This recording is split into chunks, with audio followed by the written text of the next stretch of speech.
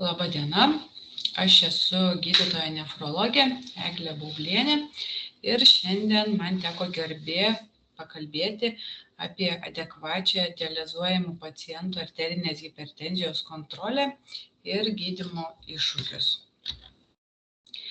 Intradialitinė hipertenzija apibūdinama kaip paradoksalus kraujospūdžio kilimas, pasireiškiantis specifiškai hemodializės procedūros metu.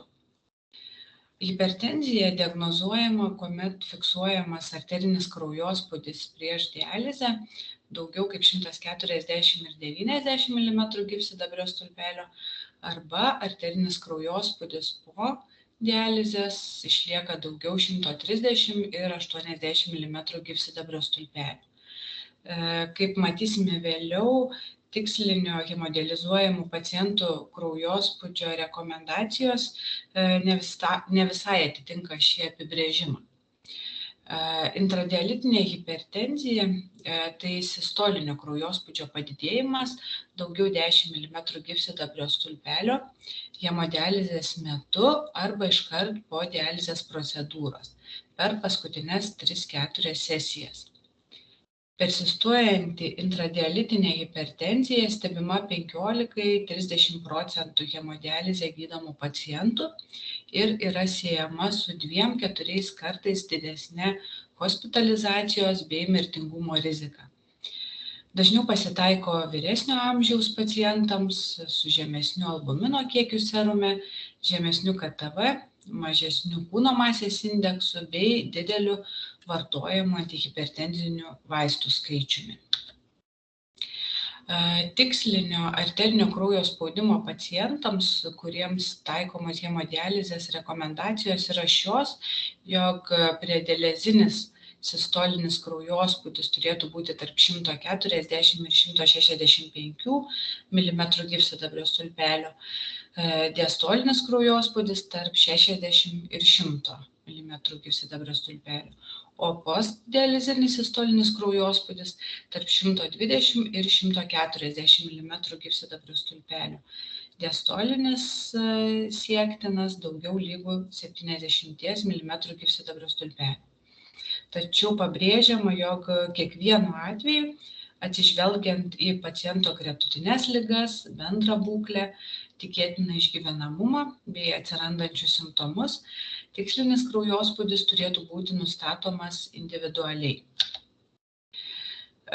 Intradialitinės hipertenzijos priežastys yra kompleksinės ir nėra iki galo aiškios.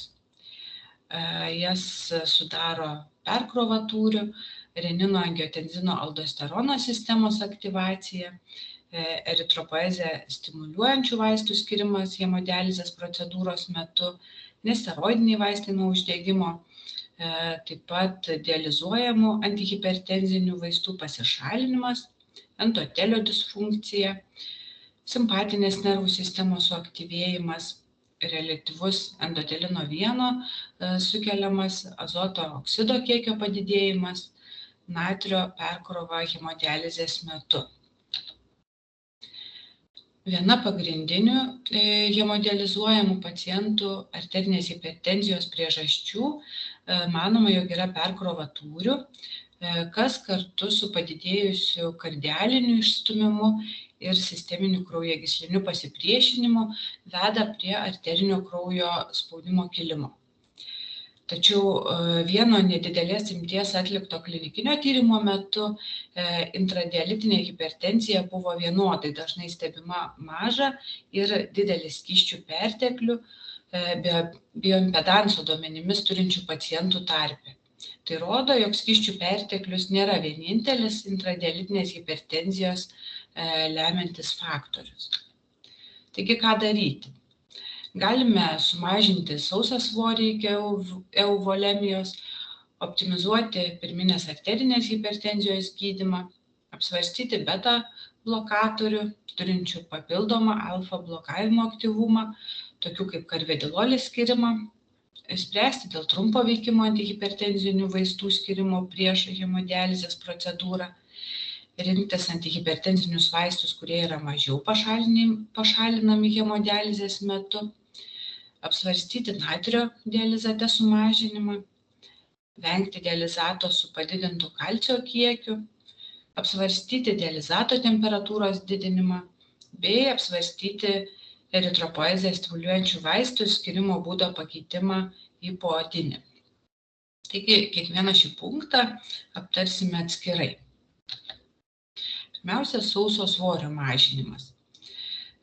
Tikslingas yra atidus pakartotinas sauso svorio įvertinimas ir svoris turi būti mažinamas palaipsniui, siekiant euvolemijos bei vengiant hipotenzijos, ne daugiau kaip 200–500 gramų per vieną hemodializės sesiją. Pacientams su klinikiniais skysčio pertekliaus simptomais, kuriems sunku pasiekti tikslinį sausą svorį, galima ilginti hemodializės laiką ar dažnumą, taip pat kai kur galima naktinė dializė. Svarbu yra optimizuoti ir pirminės arterinės hipertenzijos gydymą. Tai tinkamų antihipertenzinių vaistų paskirimas. Pirmenybė yra teikiama beta blokatoriams ir dihidropiridininiams kalcio kanalo blokatoriams. Kai kurie ekspertai pirmenybę teikia angiotenziną konvertuojančio fermento inhibitoriams arba angiotenzino receptorių blokatoriams dėl potencialios rezidualinės inkstų funkcijos išsaugojimo naudos pacientams dar išskiriantiems šlapimo. Leidžiant galimybėms tikslingas ir hemodializės laiko ilginimas bei svarbus taisyklingo vaistų vartojimo užtikrinimas. Galima apsvarstyti beta blokatorių turinčių papildomą alfa blokavimo aktyvumą, tokių kaip karvedilolis skyrimą.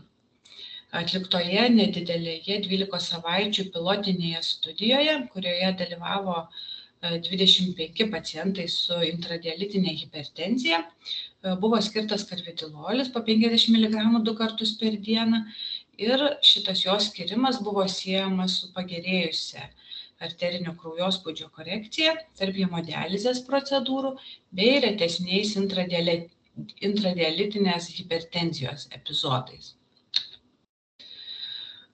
Tikslinga spręsti ir dėl trumpo veikimo antihipertenzinių vaistų skyrimo prieš hemodializės procedūrą, kadangi tokie vaistai kaip kaptoprilis pasižymi greita veikimo pradžia bei pabaiga ir gali būti vartojami užkirsti kelią intradialitiniai hipertenzijai, nesukeliant hipotenzijos tarp dializės procedūrų.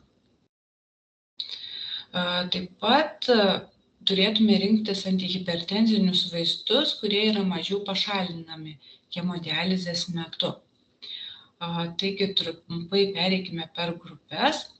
Angiotenzino konvertuojančių fermentų inhibitoriai, kaip matome, nėra geriausias pasirinkimas dializuojamiems pacientams, kadangi jų gana didelė dalis pašalinama hemodializės metu. Ir kaip matom, mūsų greičiausiai vartojimo perindoprilio net 50% pasišalina. Kita situacija su angiotenzino receptorių blokatoriais, kadangi jie hemodializės metu nepasišalina ir todėl yra ganėtinai geras pasirinkimas mūsų pacientams, siekiant išvengti hipertenzijos. Kalcio kanalų blokatoriai gerina kardiovaskulinių ligų išeitis pacientams sergantiems lėtine inkstų liga, tačiau jau tiesioginio renoprotekcinio poveikio neturi. Kalcio kanalo blokatoriai nepasišalina hemodializės metu, dozavimas esant lėtiniai inkstų ligai nesikeičia, tačiau dėl vaistų sąveikos su beta-adrenoblokatoriais galima bradikardijos paryškėjimo, nedihidropiridininiai kalcio kanalo blokatoriai, tokie kaip verapamilis, diltiazemas, nėra skiriami. Dar viena grupė, beta-adrenoblokatoriai, taip pat yra neblogas pasirinkimas, kadangi tiek bisoprololis, tiek metoprololis hemodializės metu nepasišalina. Tačiau dozės didinimą apriboja bradikardijos vystymasis, dozę mažinam esant simptominiai bradikardijai, esant presinkopėms ar sinkopėms, galvos svaigimui, fizinio krūvio netoleravimui ar asimptominiai bradikardijai, kuomet jau dozės negalima didinti širdies susitraukimų dažniui siekiant 50 kartų per minutę, ar dozę reikėtų mažinti širdies susitraukimų dažniui siekiant 40 kartų per minutę ar mažiau. Ir mūsų pacientų labai mėgiami centrinio veikimo simpatolitikai, moksonidinas ir ilmenidinas, kurių dozės dažniausiai visi viršyje net kelis kartus. Apie pasišalinimą hemodializės metu žymesnių duomenų nėra, tačiau matome, kad dozės turėtų būti sumažintos, skiriant šios vaistus hemodializuojamiem pacientam. Dar viena grupė yra alfa blokatoriai, doksazozinas, kuris taip pat hemodializės metu nepasišalina. Tai yra periferiniai vazodilatatoriai, jie neturi renoprotekcinių savybių, tačiau trūksta duomenų apie šių vaistų saugumą ir efektyvumą sergant kardiovaskulinėmis ligomis ar lėtinė inkstų liga.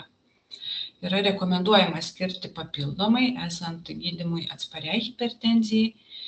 Šie vaistai gali sąlygoti ortostatinė hipotenzija. Turime įspėti pacientus, kad padidėja sinkopės, griuvimų ar lūžių rizika. Taigi kitas žingsnis, kai jau apsvarstome vaistų skyrimą, yra natrio dializate sumažinimas. Vienoje mažos apimties studijoje pastebėta, kad sumažinus dializato natrį nuo 140 mmol iki 136 mmol litre yra pasiekiamas reikšmingai mažesnis 3 valandos ir podializinis sistolinis arterinis kraujospūdis. Tačiau natrio mažinimas turi būti laipsniškas, iki apytiksliai 135 ml litre. Taip pat svarbu ir druskos ribojimas dietoje. Turėtume vengti dializato ir su padidintu kalcio kiekiu, kadangi yra stebimas ryšys tarp mažesnio kalcio kiekio dializate ir žemesnio podializinio sistolinio arterinio kraujospūdžio. Dializatas su sumažintu kalcio kiekiu kartais yra rekomenduojamas intradialitinės hipertenzijos gydymui. Tačiau aiškaus įrodymų lygio nustatyta nėra, bei padidėja hipokalcemijos ir širdies aritmijų rizika. Dar galėtume apsvarstyti dializato temperatūros didinimą, kadangi dializato temperatūros sumažinimas žemiau šerdinės didina intradialitinį arterinį kraujospūdį, o žemesnis arterinis kraujospūdis stebimas esant aukštesniai dializato temperatūrai. Turėtume apsvarstyti ir eritropoeziją stimuliuojančių vaistų skyrimo būdo pakeitimą į poodinį, kadangi intraveninis eritropoeziją stimuliuojančių vaistų skyrimo būdas yra susijęs su arterinio kraujospūdžio kilimu 30 minučių po suleidimo, o šis efektas gali trukti net iki 3 valandų. Poodinis preparato skirimas šio efekto neturi. Ir žinoma, nebendradarbiaujantis pacientai taip pat yra dažna gydymui atsparios arterinės hipertenzijos priežastis. Taigi turime stiprinti paciento pasitikėjimą gydytoju bei komandinio darbo gerinimą. Taigi, ačiū labai, kad klausėtės ir iki susitikimų. Labą dieną. Kalbant apie dializuojamų pacientų gydymą ir dializių komplikacijas, dažniau įpratę kalbėti apie hipotenziją. Tačiau hipertenzija iš tikrųjų taip pat gali būti rimta problema ir iššūkis gydant mūsų pacientus. Todėl labai ačiū gydytojai Eglei Bublienei, kuri taip detaliai ir smulkiai aptarė ir pristatė tiek hipertenzijos mechanizmus, tiek ir gydymo galimybės. Pakomentuodama paskaitą norėčiau atkreipti dėmesį į keletą aspektų. Pirmiausia, volemija, hipervolemija kaip vienas pagrindinių dializuojamų pacientų hipertenzijos mechanizmų. Iš tikrųjų, teisingas tikslinio svorio po hemodializės nustatymas labai padėtų koreguoti arterinį kraujospūdį. Kita vertus, reikia prisiminti, ir literatūroje yra tas rašoma, kad jeigu mes per daug nufiltruosime skysčių, dializės pabaigoje taip pat galima stebėti paradoksinį kraujospūdžio kilimą, dėl to, kad kraujagyslės, reaguodamos į per didelį kraujo tūrio sumažėjimą, gali reaguoti vazokonstrikcija, o tai padidins kraujospūdį procedūros gale. Todėl teisingas tikslinio svorio nustatymas itin svarbus momentas gydant dializuojamų pacientų hipertenziją. Kalbant apie vaistus, iš tikrųjų gydytojos pateiktos skaidrės apie vaistų išsiskyrimą dializės metu labai bus didelė pagalba jūsų darbe, parenkant teisingą gydymą. Noriu keletą žodžių pasakyti apie karvedilolį. Tai galbūt iš tikrųjų nepelnytai šiek tiek pamirštas mūsų vaistas. Karvedilolis greta mechanizmo, ką minėjo gydytoja Eglė, kuris pasižymi papildomų alfa blokuojančių poveikių, taip pat jisai turi ir endotelino 1 blokuojančias savybės. O vienas iš tokių galbūt retesnių dializuojamų pacientų būtent procedūros metu hipertenzijos mechanizmų yra pakitusi azoto oksido ir endotelino 1 pusiausvyra. Todėl, kai nepadeda gydymas, iš tikrųjų prisiminkime karvedilolį ir pabandykime jį paskirti. Dializuojančio tirpalo sudėtis. Vėlgi gydytoja minėjo apie kalcį dializatę.